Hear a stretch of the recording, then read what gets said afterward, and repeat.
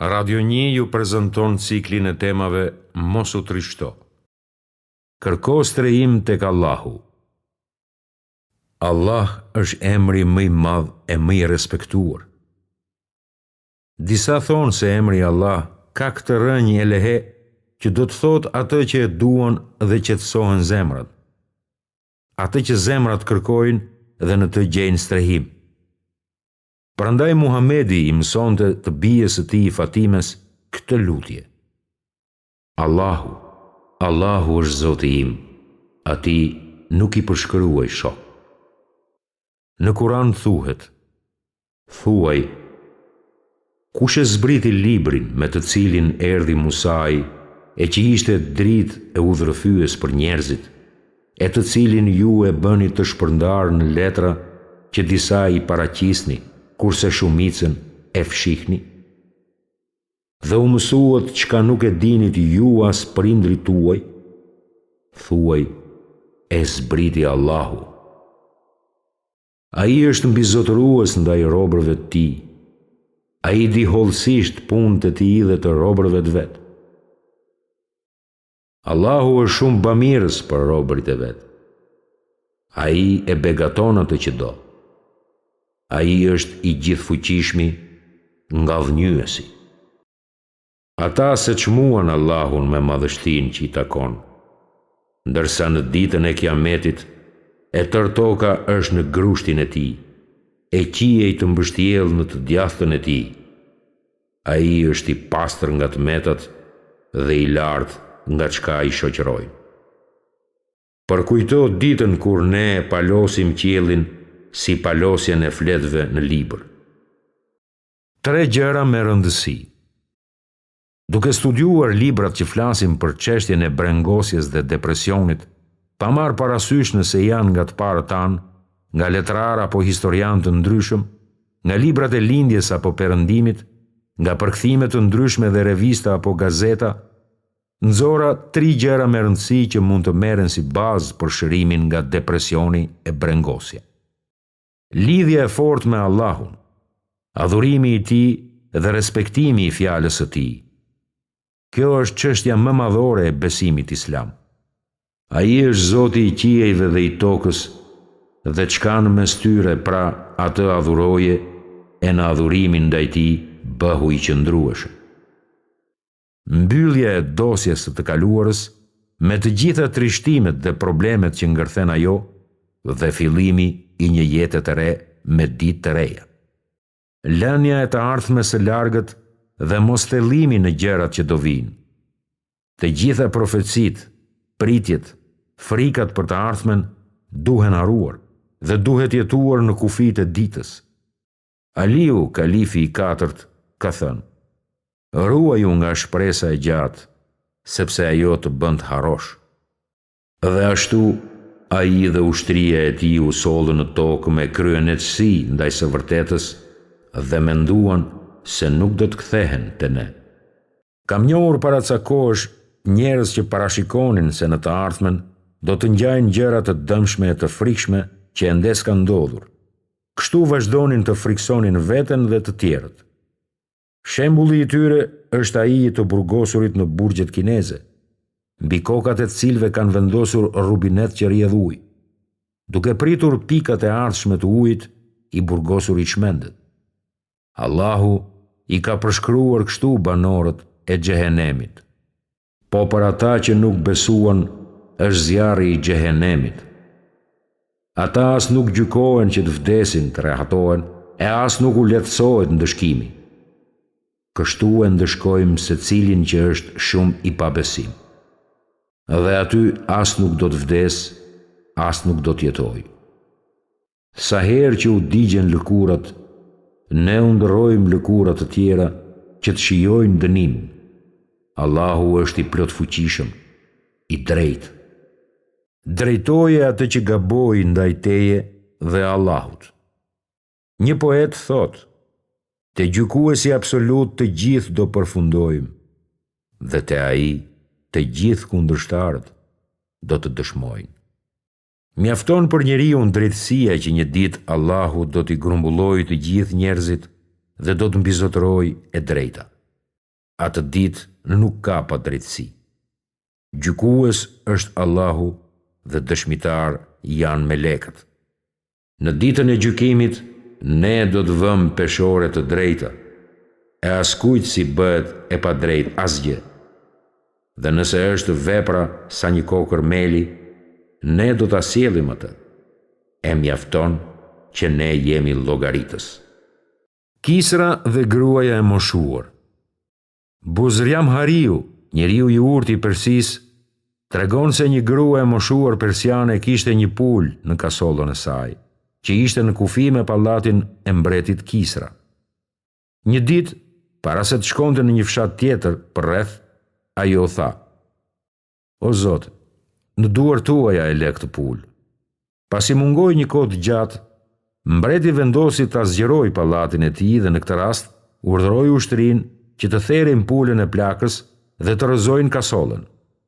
Kur u kthye plaka dhe e pa këtë gjendje, çoi duart nga qielli dhe tha: "O Zot, mungova unë, po ku ishe ti?" Në këtë rast, Allahu vendosi të hakmerret për plakën dhe me të vërtet shpejt ngjau që djali i Kisrës ta mbys baban në shtratin e vet. A nuk i mjafton Allahu robit të vet? E ata të friksojnë ty me të tjerët veç ti, po atë që e ka humbur Allahu, për të nuk ka udhëzues. Le të jemi si djali më i mirë i Ademit, i cili tha: "Dhe nëse ti e zgjatte unë dorën për të më mbytur, unë se zgjaste ti dorën për të të mbytur. Unë i friksohem Allahut, Zotit të botrave." Pejgamberi thot: "Bëhu rob i Zotit, i vrarë, dhe mos u bë rob i Zotit, vrasës." Kjo te muslimani është një mesazh më i mirë se urrejtja, vrasja apo hakmarrja. Tëmetat nuk janë disavantazhe. Allahu fuqiplot thot: "Ju mos e merrni atë si ndonjë dëm për ju. Përkundrazi, ajo do të jetë në dobinë tuaj." Disa njerëz që sot njihen si të mëdhenj në ndikimin e tyre në historinë njerëzore, i kanë kapërcyer tëmetat e tyre dhe kanë arritur shkallë të larta në shkencë. Shumë dietar islam ishin me tmeta, por kjo si pengoi të mos përparojnë e të njihen me ndikimin e tyre në shoqërinë e atëhershme, po edhe të sotme.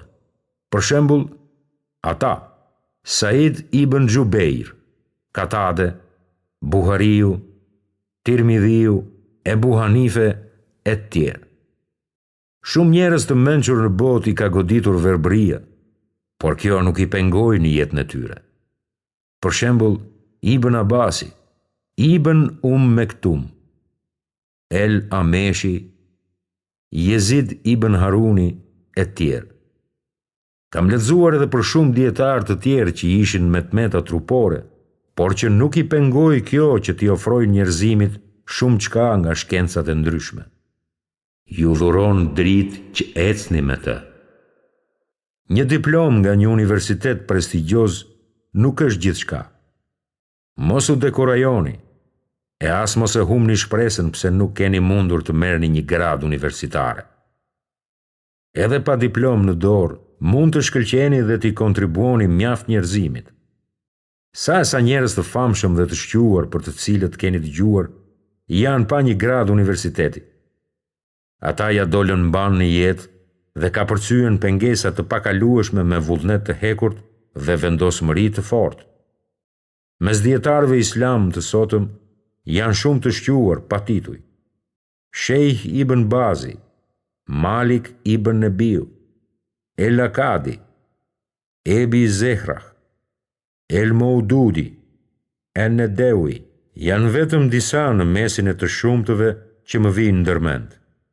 Përveç kësaj, dietarët tradicional, si dhe viganët e prisat akademik në fushat të ndryshme të dijes, që kanë kaluar gjatë periudhës së shkëlqyer të historisë islame, nuk zotronin kurfar gradash prestigjioze akademike. Nga ana tjetër ka me mira doktorë të shkencave në botën islame, të cilët mbeten të panjohur dhe pa ndonjë ndikim mbi shoqërinë.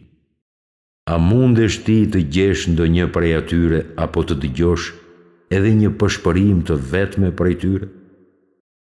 Nëse jeni prej atyre që ndjehen të kënaqur në çdo situatë, atëherë keni me vete një thesar të madh. I dërguari i Allahut ka thënë në një hadith të saktë: kënaquni me riskun që Allahu ka ndarë për ju dhe do të jeni njerëzit më të pasur.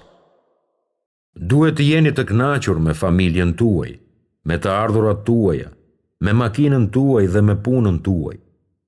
Nëse jeni të kënaqur me to, atëherë do e keni gjetur lumturinë dhe paqen.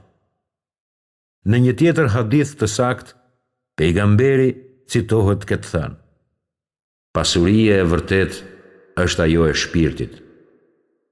Prandaj ajo nuk është e prona, pasuria apo posti, por tek paqja shpirtërore dhe kënaqja me çfarë ka dhënë Allahu. Pejgamberi ka thënë: o Allah, bëj që pasuria e tij të jetë në zemër. Dikush tregon se hyri një herë në një taksi dhe i kërkoi shoferit ta çonte në qytet. Ai thotë: vërejta se shoferi ishte i lumtur dhe në humor të mirë. Ai madhëronte pa rreshtur Allahun, e falenderonte dhe e përmendte shpesh atë. E pyeta për të afërmit dhe ai më tha se fitonte bukën për 2 familje me më shumë se 10 fëmijë. Paga e tij mujore ishte një shumë e vogël, prej 800 rialësh. Dhe atij e familjes së tij u duhet të jetonin në një ndërtesë të rënuar.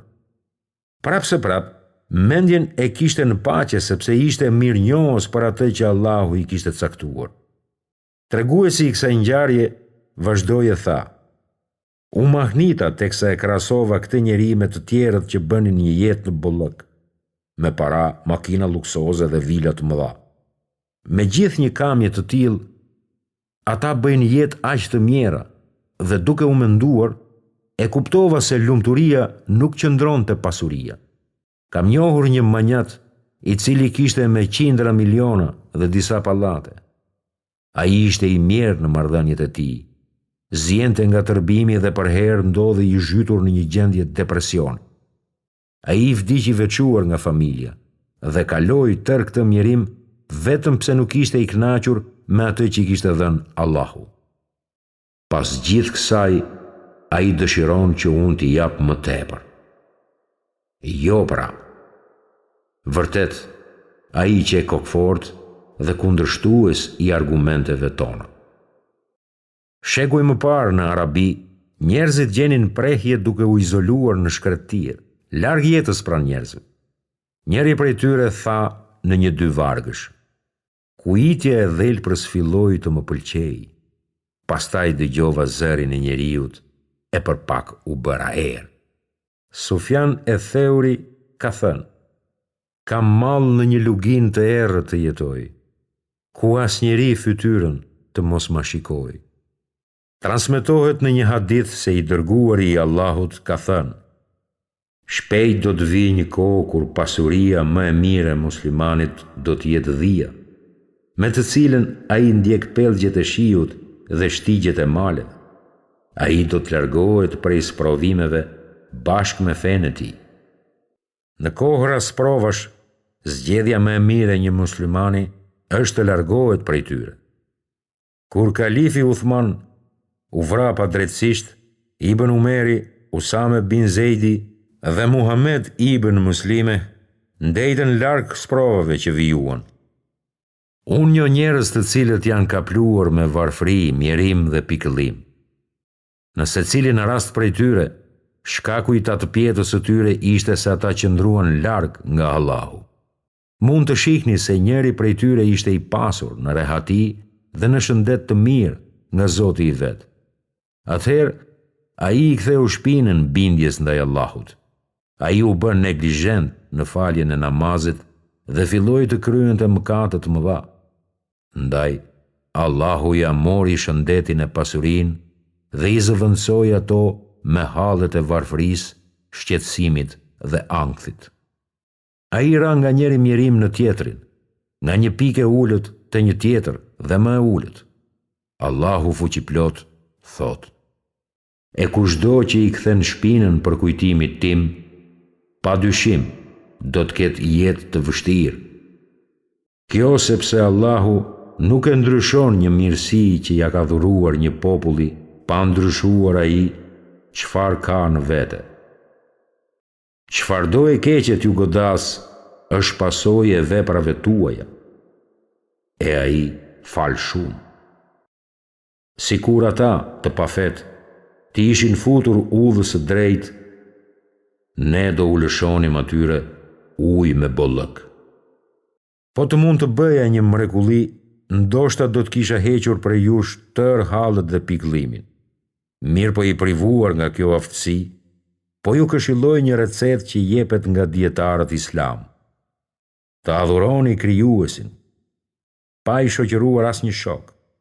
Të jeni të kënaqur me riskun tuaj, të jeni të përkort dhe të zvogloni pritshmëritë tuaja për këtë jetë. Kjo është e gjitha. Psikologu i famshëm amerikan William James ka thënë këto fjalë të cilat më kanë bërë përshtypje.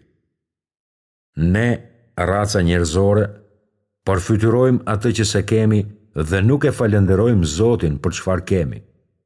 Ne gjithmonë thellohemi në anën tragjike e të errët të jetëve tona dhe nuk e vështrojmë anën e ndritur të ekzistencës sonë.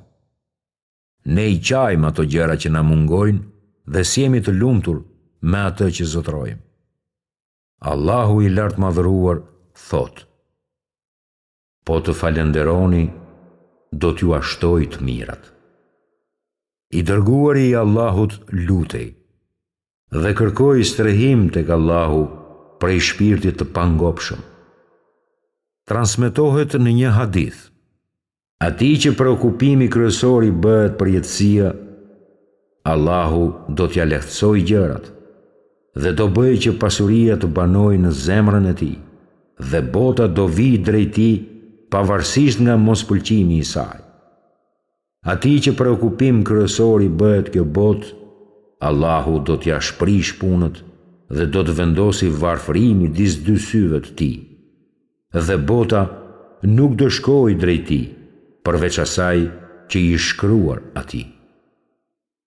Një ajet kuranor thot: po t'i pyesnit kush i krijoi qiejt e tokën dhe nënshtroi diellin e hënën, ata me siguri do të përgjigjen: Allahu.